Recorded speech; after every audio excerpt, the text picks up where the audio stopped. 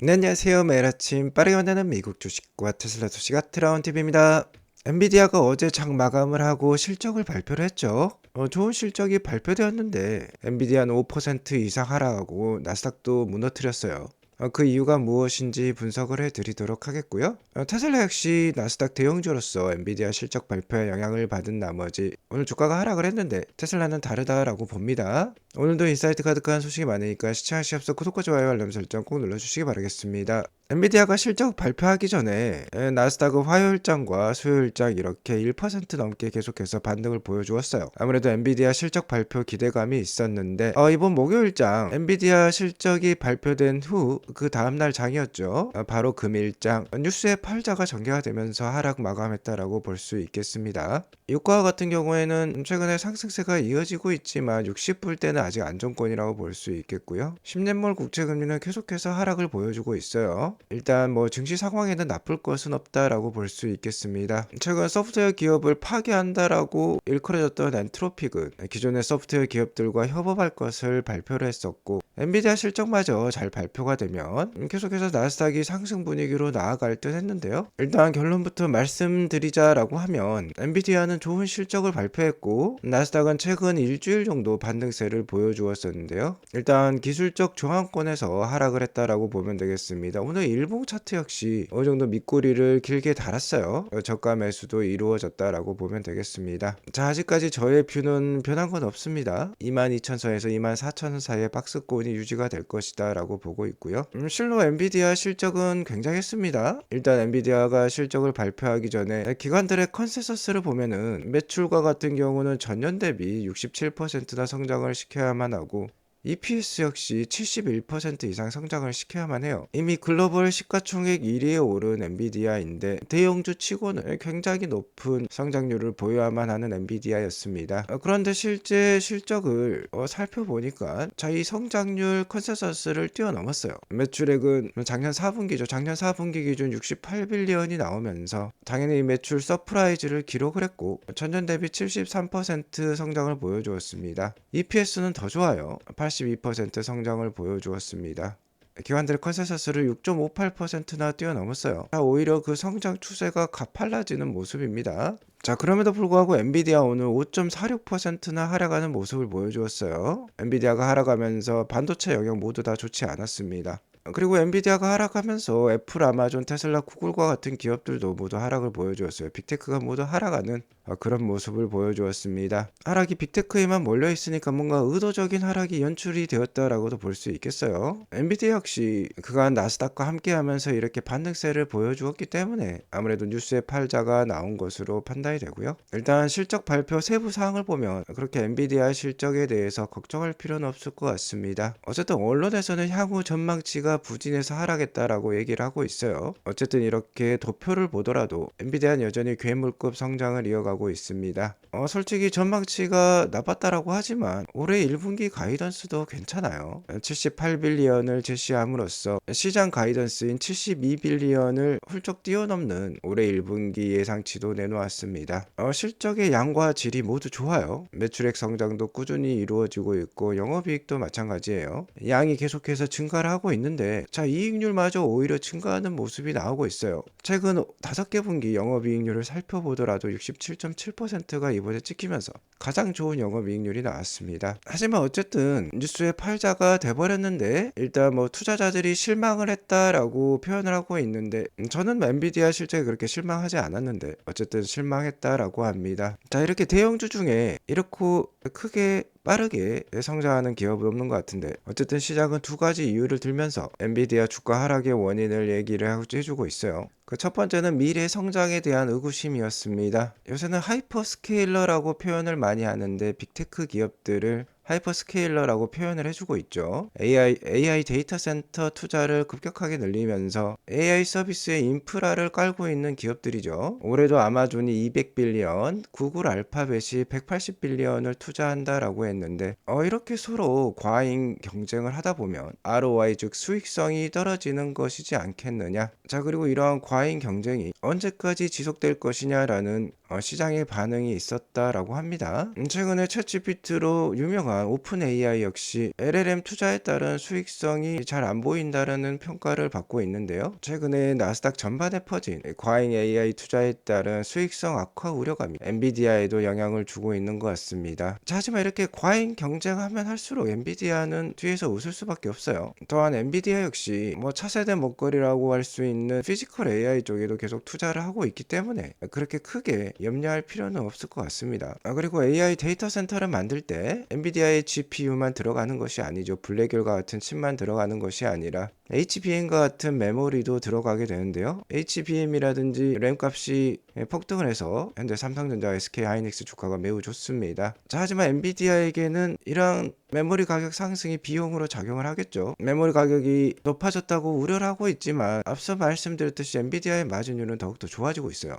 정말 상상할 수 없는 마진율을 보여주고 있습니다. 영업이익률이 65%를 넘어가고 있는 상황이에요. 자, 결정적으로 엔비디아의 데이터 센터 매출액은 끊임없이 성장하고 있습니다. 일본 2분기 실적 역시 전년 대비 75% 성장하는 모습을 보여주었고요. 이번 분기 실적으로 연간 주당 순이익을 계산을 해보면 현재 1.62불이 찍혔는데 곱하기 4를 해보면 최신 기준으로 연간 주당 순이익이 나온다라고 볼 수 있겠죠. 6.48불 정도가 되겠습니다. 엔비디아 주가가 오늘 185불 정도에 마감을 했기 때문에 6.48불로 나누어지면 미래의 포워드 PER이 나온다라고 볼 수 있겠죠. 28.5배 정도가 찍히네요. 자, 이 정도면은 적정한 PER 지수라고 볼 수 있겠죠. 엔비디아는 계속해서 전년 대비 70%대가 넘는 성장을 보여주고 있는데 PER 지수가 약 한 30배 수준이면 오히려 주가가 좀 싸 보이기도 합니다. 그리고 젠스낭 CEO도 어닝콜에서 얘기를 해주고 있지만 메모리 가격이 올라서 비용이 높아질 것으로 얘기를 하고 있지만 새로운 제품이 나올 때마다 실제로 LLM 모델과 같은 이런 AI 출원 비용이 오히려 낮아지고 있어요.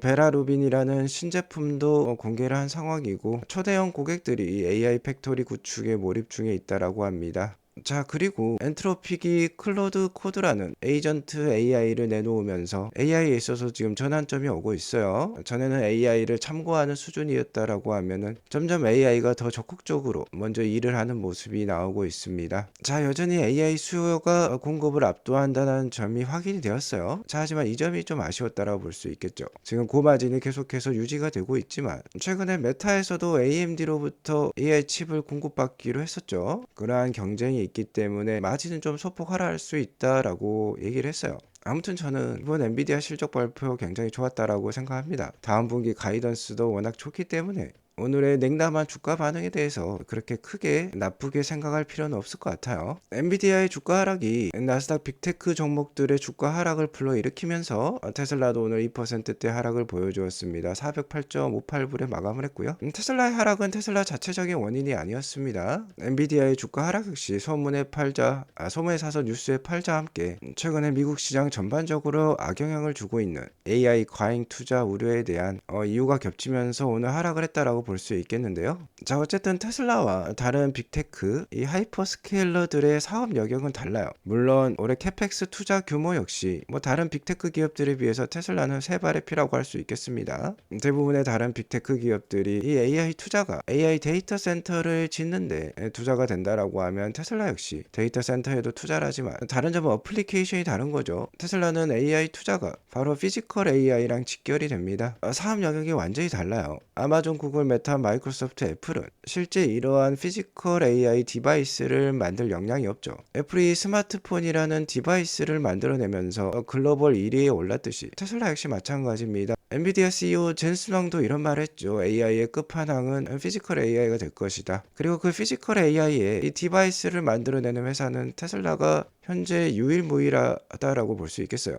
테슬라 주가 지금은 재미없지만 올해 2분기부터는 흥미진진할 것입니다. 어제도 말씀드렸지만 테슬라 주가 분위기 반전 카드인 사이버캡이 이미 기가 텍사스에서 수백 대가 생산이 되어 있다라고 해요. 그렇기 때문에 이미 생산 라인은 갖춰져 있고 4월 런칭은 지켜질 것으로 판단이 됩니다. 4월에 사이버캡이 나오게 되면 2분기 주가는 흥미진진할 수 있겠죠. 사이버캡이 나오자마자 일단 로보택시 네트워크에 편입이 될 가능성이 높은데 자, 아직까지는 샌프란시스코의 314대 현재 텍사스 오스틴 지역에 89대가 실제 로보택시로 활동하고 있습니다. 그 중에 8대는 unsupervised, 그러니까 진짜 무인 자율주행으로 돌아다니고 있네요. 공장에서 이미 수백 대를 생산했으면 공공도로에서도 많이 테스트가 되고 있겠죠. 현재 6개 주 사이버캡 32대 이상이 시험 운행이 되고 있다라고 합니다. 자, 실제로 사이드 미러도 없고 핸들과 페달이 없는 모델도 지금 테스트가 되고 있어요. 여기에 더불어서 빠르면 1분기 이내, 늦어도 4월 이내에는 옵티머스 3세대 버전이 공개가 될 예정인데, 일론 머스크는 어제 이 옵티머스 로봇이 3년 안에 웬만한 외과 의사보다도 더 뛰어난 외과 의사가 될 것이라고도 예측을 했었죠. 자, 그러니까 최소 3년은 투자하실 필요가 있다라고 말씀을 드렸습니다. 그리고 단기적으로도 뭔가 깜짝 발표가 나올 수 있다라고 했죠. 사이버 트럭의 저렴한 버전이 나왔지만 일단 3월 1일부터 가격 인상을 한다 했는데요. 가격 인상과 동시에 3월 1일과 2일 사이에 사이버 SUV가 됐건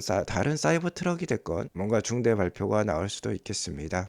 엔비디아가 호실적을 발표했음에도 나스닥이 하락해서 재미없는 장이 진행이 되고 있지만, 테슬라가 올해 2분기까지 보여줄 것들이 워낙 굵직굵직하기 때문에 이 일정만 지켜진다라고 하면 피지컬 AI 바람이 테슬라에게도 불어올 수 있어요. 그리고 테슬라가 이미 확실히 공인이 난 건 세미트럭 양산이죠. 올해부터 이 세미트럭이 대량 양산이 될 건데, 세미트럭의 물류 혁신은 생각보다 큽니다. 미국의 평균 트럭 운전사를 고용을 했을 때 비용이 1년에 우리 돈 1억 5천에서 2억 원 사이에요.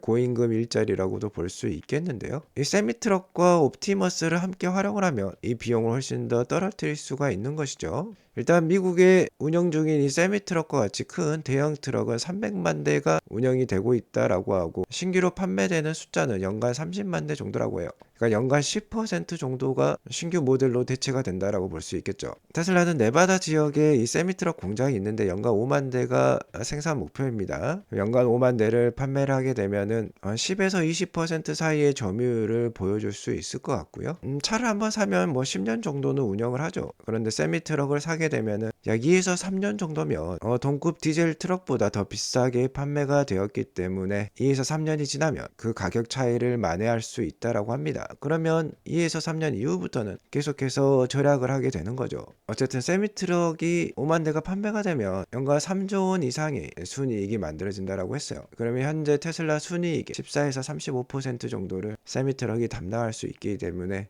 또 하나의 꿀단지가 생기는 거죠. 자, 그리고 여기에 어차피 이제 세미트럭 역시 자율주행이 될 것이기 때문에 자율주행 구동료도 발생할 수 있겠고요. 더 큰 거는 이 옵티머스와의 시너지죠. 세미트럭이 옵티머스를 태우고 다니게 되면 라스트 마일 문제까지도 해결이 되는 거죠. 택배 기사님들에게는 좀 미안한 말씀입니다만 택배 기사들의 일자리도 위태로워질 수 있겠습니다.